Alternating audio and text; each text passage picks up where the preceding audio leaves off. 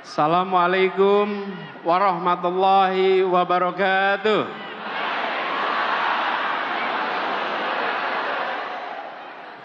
Saudara-saudara sekalian, Bapak Ibu yang saya hormati, kita berada di tahun 2023. Bila kita tengok kembali perjalanan bangsa ini, bukan perjalanan yang singkat, yang kecil, tapi perjalanan yang panjang dan besar. Saya ingin dalam kesempatan ini menengok ke depan dengan melihat perkembangan sejak awal bangsa ini terbentuk. Indonesia adalah masyarakat di Nusantara yang pada tahun 1928, lokasinya di Jakarta, memutuskan untuk menjadi satu bangsa, memutuskan untuk menjadi satu tanah air dan satu bahasa persatuan. Sebuah keputusan besar untuk menjadi Indonesia di 1928. Itulah satu yang pertama. Menjadi satu bangsa dengan satu bahasa persatuan. Lalu kemudian kita berjalan 17 tahun kemudian, kita mendapatkan satu yang kedua, yaitu satu negara. Kita merdeka menjadi sebuah negara Republik Indonesia. Ini adalah satu yang kedua. Dan pada saat Republik ini berdiri, para pendiri Republik bukan hanya menyusun cita-cita. Semua rakyat berjuang untuk apa? Menghadirkan yang disebut dengan janji kemerdekaan. Janji kemerdekaan. Itu tahun 1945. Ini satu yang kedua. Satu yang ketiga. Di tahun 50 kita kembali menegaskan bahwa Indonesia bukan kumpulan negara kecil-kecil, tapi kita adalah sebuah negara kesatuan Republik Indonesia. Ada yang disebut dengan istilah mosi integrasi, menjadi satu. Ini satu yang ketiga, menjadi satu negara kesatuan. Tetapi pada saat itu kepulauan ini masih terpisah-pisah satu sama lain. Kita belum menjadi satu kesatuan wilayah. Yang ada adalah antar pulau, ada lautan, dan lautan itu bukan bagian dari Indonesia. Karena itu kemudian tahun 57 ada yang disebut sebagai Deklarasi Juanda, yang menyatakan bahwa seluruh wilayah air di dalam bagian dari negara Indonesia dijadikan sebagai satu teritori. Tahun 57. Tapi perjuangannya tidak sebentar. Dunia tidak mau langsung mengakui. Pada saat itu dunia bersikukuh bahwa Laut Jawa wilayah internasional, Selat Sunda wilayah internasional, Selat Sulawesi wilayah internasional, dan kita anak-anak bangsa berjuang memastikan bahwa ini satu teritori, dan akhirnya di 1982 kita resmi diakui dunia sebagai satu teritori Indonesia. Inilah satu yang keempat. Menjadi satu bangsa, menjadi satu negara, satu kesatuan, dan satu wilayah. Satu wilayah. Inilah kondisi kita hari ini. Tetapi hari ini kita juga harus menengok ke depan. Kenyataannya hari ini, ya wilayah kita satu, ya bahasa kita satu, ya negara kita satu. Tetapi kemakmurannya masih berbeda-beda. Betul? Karena itu ke depan kita berbicara tentang melaksanakan janji kemerdekaan. Janji kemerdekaan ini ada kalimat terakhir dalam pembukaan Undang-Undang Dasar 45, yaitu menghadirkan keadilan sosial bagi seluruh rakyat Indonesia. Inilah yang kita akan arah ke depan. Satu perekonomian, satu kesemakmuran. Bukan kemakmuran tinggi di satu kota dan rendah di wilayah lain. bukan kemakmuran tinggi di satu pulau dan lemah di tempat lain.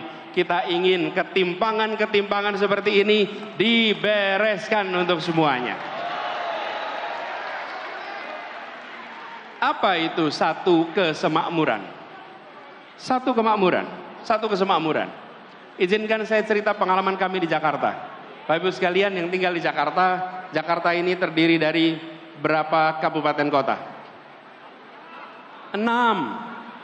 5 di daratan, 1 di kepulauan.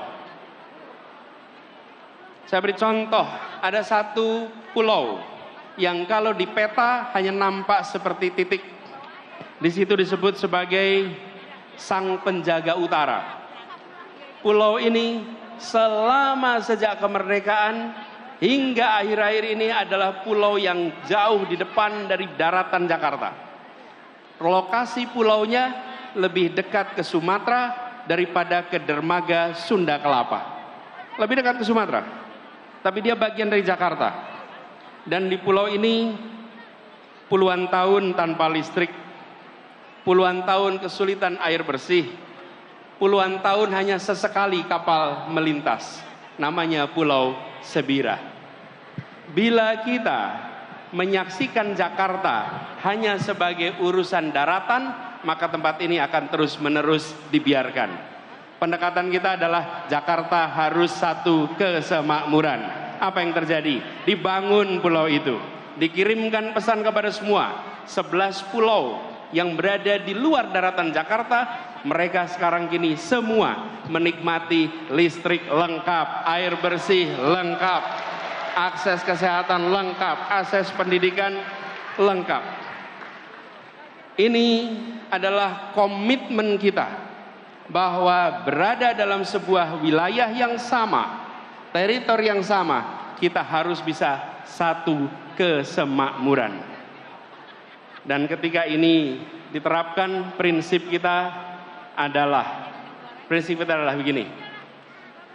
Lokasi pulau itu memang jauh dari Monas, tapi dia adalah bagian dari Jakarta. Anda semua yang hadir di sini, yang dari Aceh, hitungan kilometernya dari Jakarta memang jauh, tapi Anda 0 kilometer dari Ibu Pertiwi. Dari Papua, hitungan kilometer dari Monas memang panjang, tapi Anda 0 kilometer dari Ibu Pertiwi.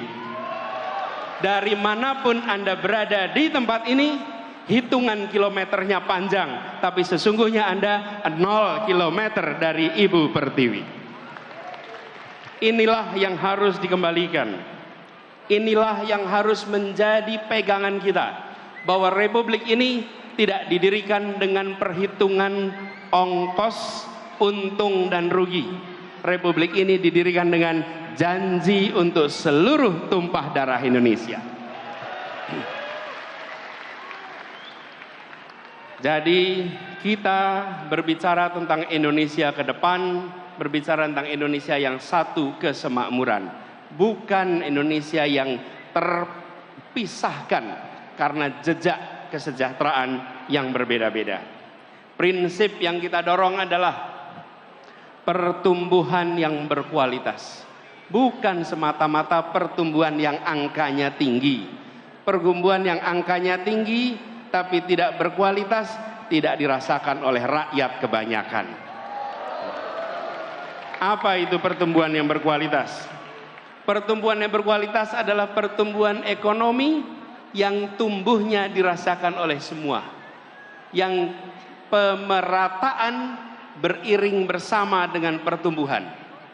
Ada pertumbuhan yang begitu tinggi, tetapi rakyatnya tidak merasakan. Kenapa? Karena hanya ada 1-2 sektor yang tumbuh utama, yang lain hanya menonton dari rumahnya masing-masing. Inilah yang kita ingin jangkau semuanya.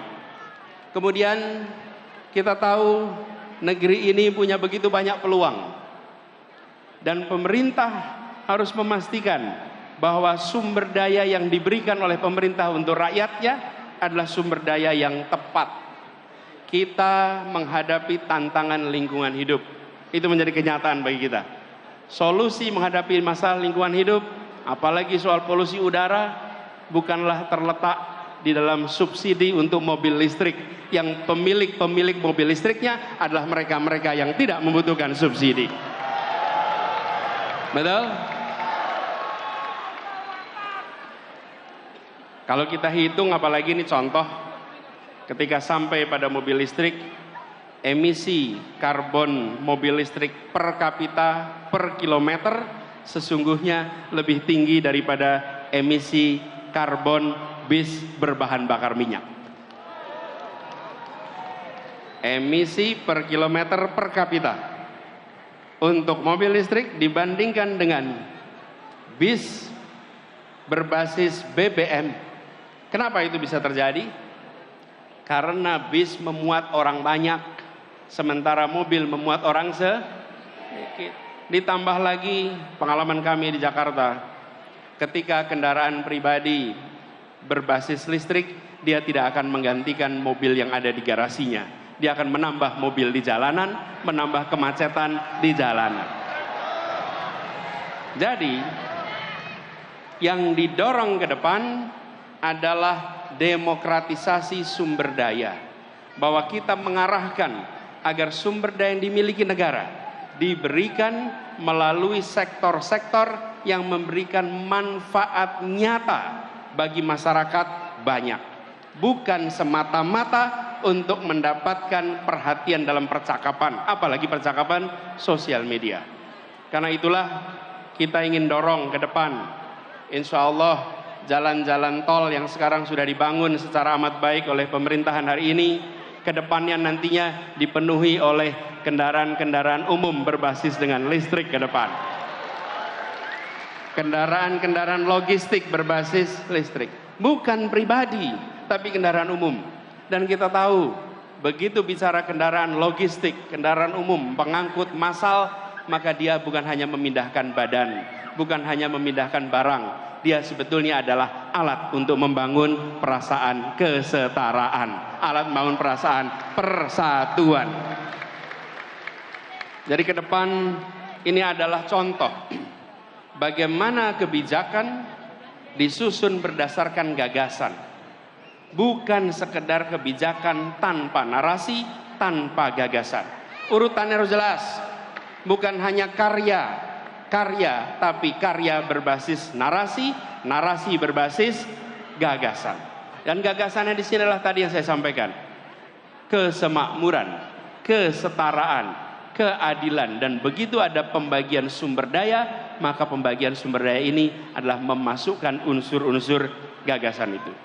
Karena itulah ketika kita melihat ke depan, kita membayangkan bahwa pembangunan ke depan adalah pembangunan yang menjangkau semua, bukan menjangkau sebagian.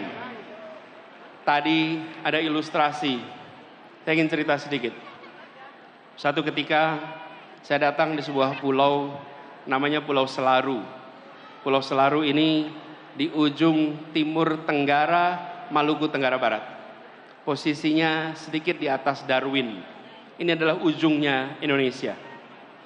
Saya datang ke pulau itu, lalu mereka memulai acara dengan berkumpul kira-kira 100 orang. Di tempat itu belum ada listrik.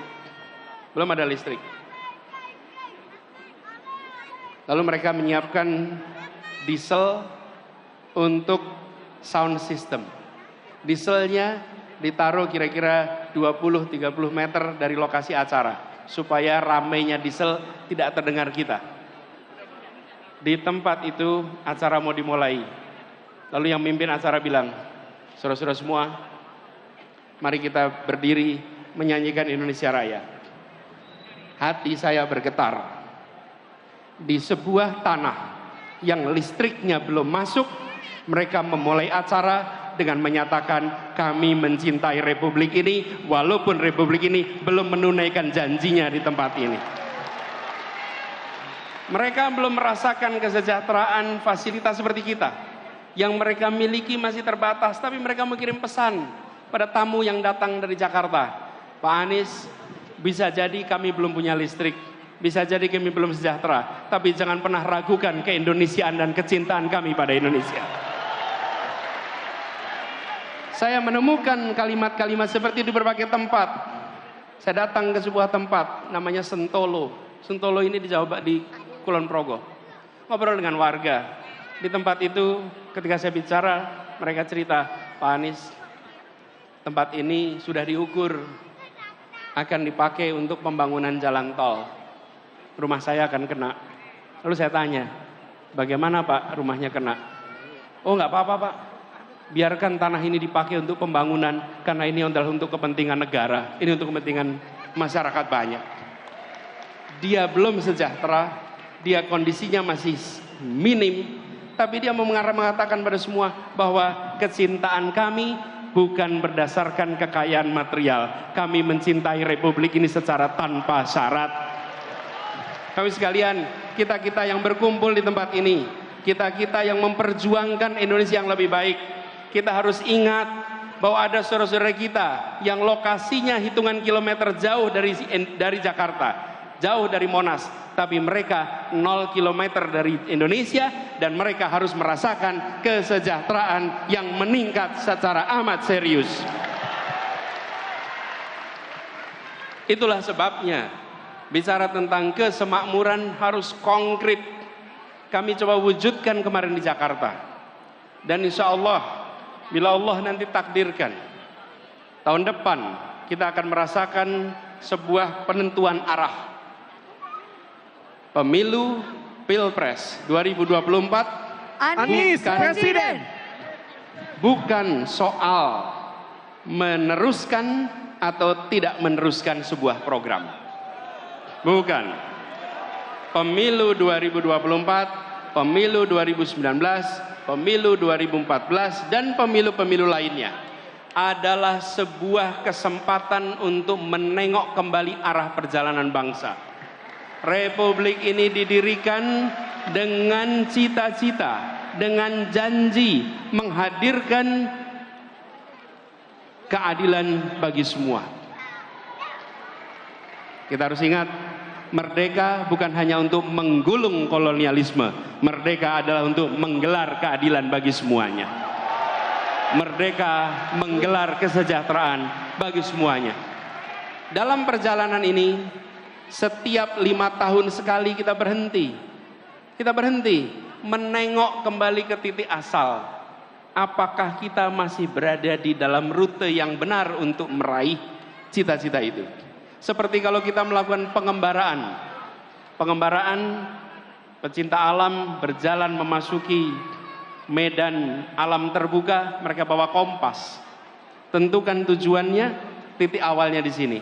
Setiap 1 jam sekali, setiap 5 kilometer sekali mereka berhenti. Mengecek apakah kita masih berada di dalam rute yang tepat. Indonesia setiap 5 tahun sekali mengecek apakah kita masih berada di dalam arah yang benar. Itulah sebabnya yang kita hendak lakukan adalah luruskan jalan, hadirkan keadilan.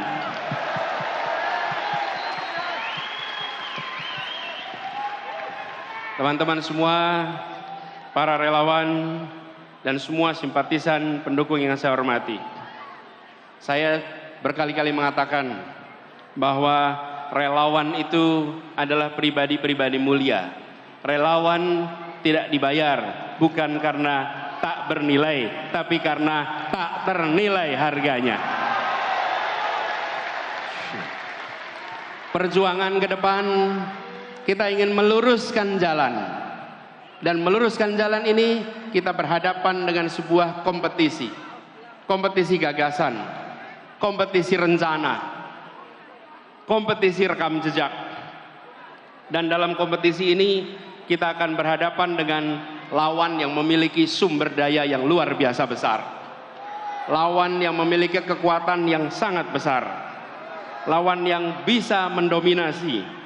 Tapi kita yakin niat baik bersama orang baik, tujuan baik, insya Allah Allah bukakan pintu-pintu untuk keberhasilan.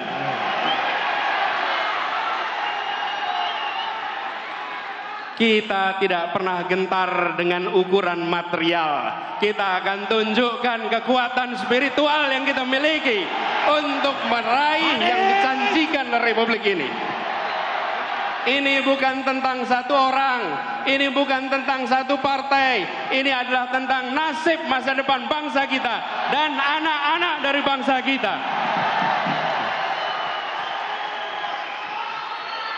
Jaga kemuliaan perjuangan ini, jaga kehormatan perjuangan ini. Kirimkan pesan-pesan yang mempersatukan, kirimkan pesan-pesan yang menunjukkan bahwa kami tidak jual murah idealisme itu, kami junjung tinggi idealisme itu. Tunjukkan bahwa kita punya rekam jejak yang baik, punya rekam gagasan yang baik, punya rekam karya yang baik. Karena kita punya itu semua, kita tidak perlu berbohong, kita tunjukkan kenyataan. Bila rekam jejak kita bermasalah, bila rekam gagasan kita bermasalah, bila rekam karya bermasalah, baru di situ ada kebohongan-kebohongan. Betul? Karena itu kalau kita menyaksikan ada kebohongan diproduksi, sebenarnya itu adalah cerminan rasa tidak percaya diri atas yang dimilikinya. Jadi kita tidak perlu memproduksi kebohongan, tidak perlu memproduksi itu semua.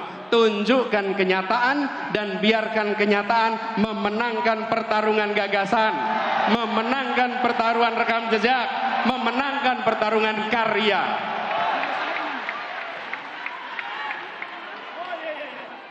Dan kita ingatkan kepada semua bahwa bisa jadi ada lawan, tapi tidak ada musuh. Kita tunjukkan kepada semua bahwa kita saudara sebangsa. Ya, kita berlawanan gagasan, ya kita berlawanan rekam jejak, tapi kita bukan musuh.